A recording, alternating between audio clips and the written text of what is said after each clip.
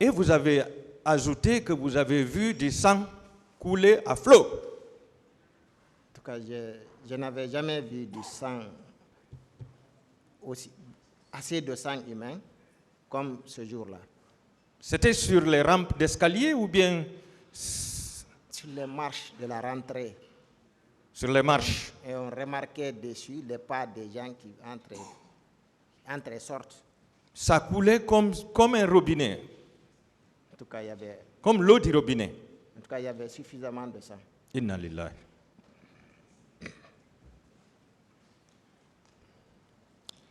Et vous avez dit que dans la soirée, là également nous avons été démentis ici, lors du passage du ministre de la Santé, qu'un groupe de bérets rouges,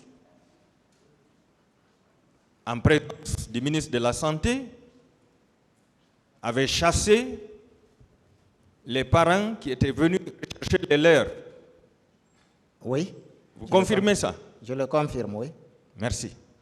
Est-ce que vous savez qu'après avoir chassé, qu'après vous avoir chassé, puisque vous-même vous étiez là, 2 camions militaires avaient fait marche arrière et ont amené tous ces corps à destination du camp Almami Samori Touré? Bon, je l'ignorais. Vous l'ignorez? Oui. D'accord.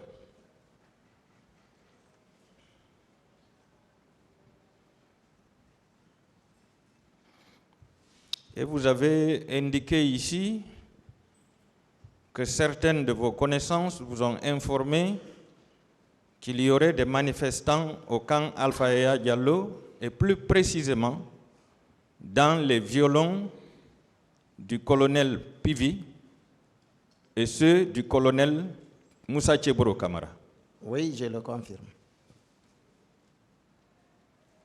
Et que vos sœurs, quand elles se sont rendues à ces endroits, elles ont entendu des cris de cœur. Oui. Venez à nos secours. Oui. Ça veut dire que ces personnes subissaient des tortures, oui ou non? C'est sûr, maître. C'est sûr. Là également, nous avions été démentis.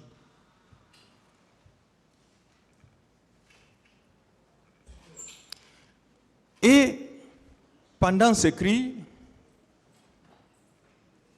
il y a des militaires qui leur disaient: qui vous a dit d'aller là-bas? Ouais.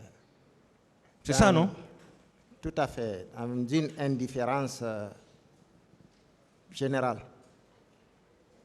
Ouais. D'accord. Donc ça confirme les propos du colonel Moussa Tcheboro Kamara qui disait, lorsqu'il dissuadait les gens, lorsqu'il disait aux gens de retourner, de rentrer chez eux, si vous rentrez, vous récolterez tout ce qui adviendra là-bas. Oui. D'accord.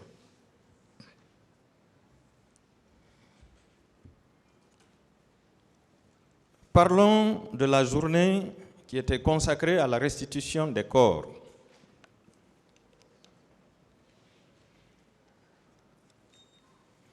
Vous avez dit, dans la recherche du corps de votre petit frère, que vous avez constaté que beaucoup de corps étaient décomposés. Oui. Et que les visages même n'étaient pas reconnaissables. Oui, pour beaucoup de corps. Oui. Pour beaucoup de corps. Oui. Voilà. Et vous confirmez qu'il n'y avait qu'une trentaine de corps sur les 57 annoncés. Tout à fait.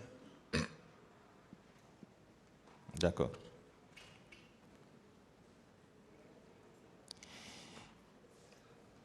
Est-ce que vous étiez allé dans les cliniques pour rechercher votre frère? Oui. Oui. Nous y sommes allés. Est-ce que vous étiez allé à la morgue d'Ignace Dine également? Oui. Oui. Donc, votre frère a disparu. C'est ça, maître. C'est-à-dire disparu. Voilà. Et aujourd'hui, vous ne savez pas où est-ce qu'il a été enterré? Pas du tout, pas du tout. Pas du tout. Est-ce que vous savez qu'il était impossible pour le régime, en ce moment, de présenter tous les corps pour ne pas qu'il y ait un décompte, que la communauté internationale sache le nombre exact des morts? Est-ce que vous savez que c'est à cause de ça que votre frère et tant d'autres n'ont pas été présentés à leurs parents? Oui, maître. Okay. C'est vrai. Venons-en au niveau de la morgue de Donka. Est-ce que, selon vous, ce sont les bérets rouges qui doivent organiser l'accès à la morgue? Pas que je sache. Voilà.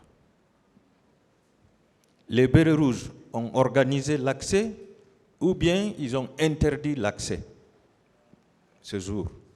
C'était plutôt une interdiction. C'était une interdiction. Tout à fait. Est-ce que vous confirmez que la morgue et l'hôpital de Donka étaient totalement militarisés? En tout cas, la morgue était inaccessible. Et aux urgences, on constatait également la présence des militaires. Donc c'était militarisé. C'était militarisé. Oui, tout à fait. Est-ce que c'est normal ça? Pas du tout. Voilà.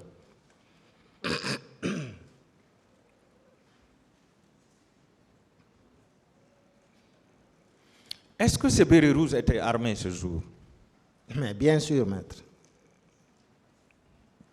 Bien sûr. Est-ce qu'ils étaient, comment dirais-je, mélangés à des gendarmes et des policiers à la morgue Non, et aux urgences? non, Il n'y avait que les bérets rouges. oui. Donc, on ne peut pas accuser toute l'armée quand même, seulement les bérets rouges qui avaient militarisé le terrain. Oh, oui. D'accord.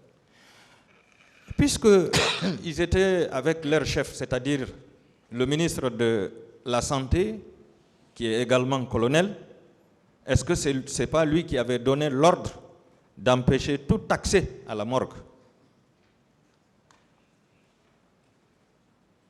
Ben, en tout cas, tant que lui n'était pas là, il n'était pas arrivé sur les lieux,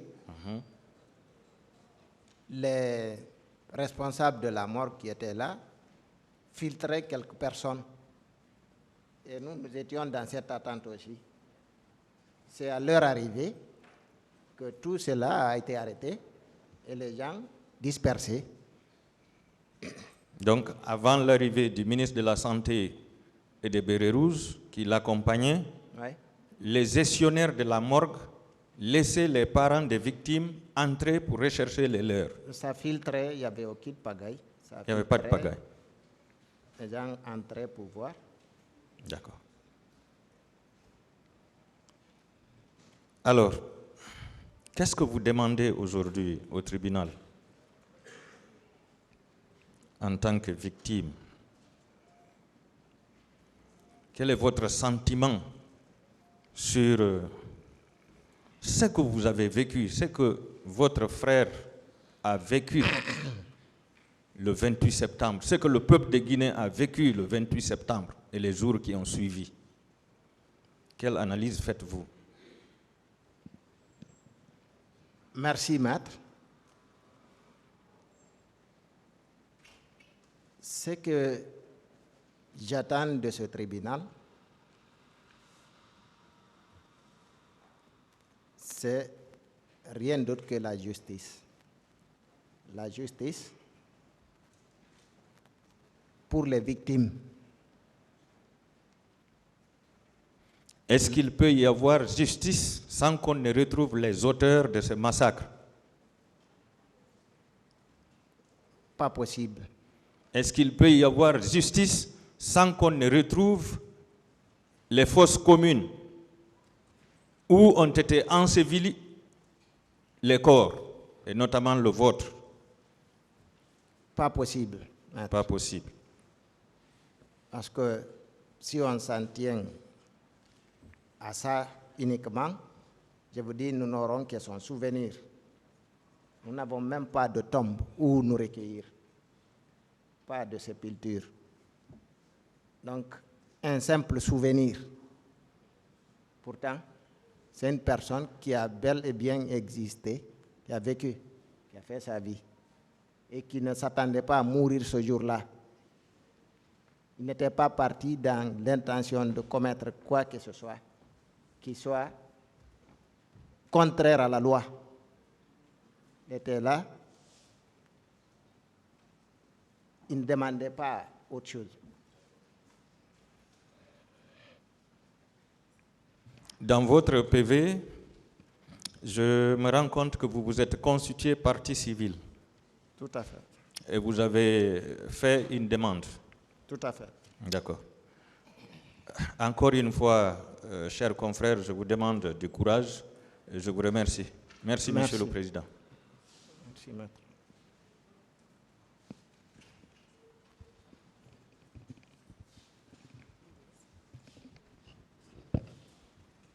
Merci, Monsieur le Président. Honorable assesseur, de m'avoir passé la parole. Monsieur Ba. Oui, maître. Votre frère était-il marié? Oui, il était marié. Avait-il des enfants? Il n'en a pas eu le temps peut-être. Il a été marié en 2006, mais sa femme étant élève, elle l'a rejoint tardivement en 2008. D'accord. Et en 2009, il est mort. Donc, il n'a pas eu d'enfant avec madame. Âge quand il a été assassiné? Il est né en 1972, donc 36 ans. Juste. 36 ans, d'accord. Ouais. Est-ce que votre frère, Elijah Hassan Ba, avait formellement Keboro Kamara? Reprenez la question. Est-ce que votre frère, Elijah Hassan Ba, avait...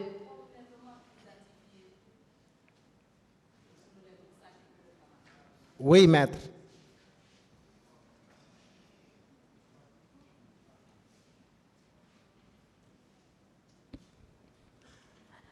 Avait-il également identifié le colonel Abdul Sherif Diaby?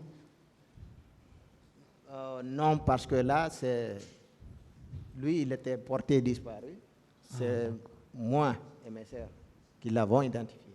C'est vous qui l'aviez formellement identifié à l'hôpital Donka? Tout à fait. D'accord. Vous avez déclaré à cette barre avoir vu les corps des victimes dans des bus à l'hôpital Donka. Est-ce que vous maintenez cette déclaration? Non, j'ai dit que des blessés sont arrivés dans des minibus. Pas des corps? Bon, j'ai vu des corps transportés dans des ambulances, en tout cas portant la Croix-Rouge là. Des corps entassés, quelques 5 ou 6. J'ai une vie dans une ambulance comme ça là. Pouvez-vous nous donner le nombre approximatif de ces bus qui transportaient ces blessés? Bon, deux minibus sont arrivés devant moi. Après, il y a eu un taxi aussi qui est venu avec une personne qui avait été atteinte par balle. D'accord. Ces bus-là étaient conduits par des militaires ou des civils? Bon, c'était des minibus du transport public, hein? Des minibus qu'on appelle Mabana communément. D'accord.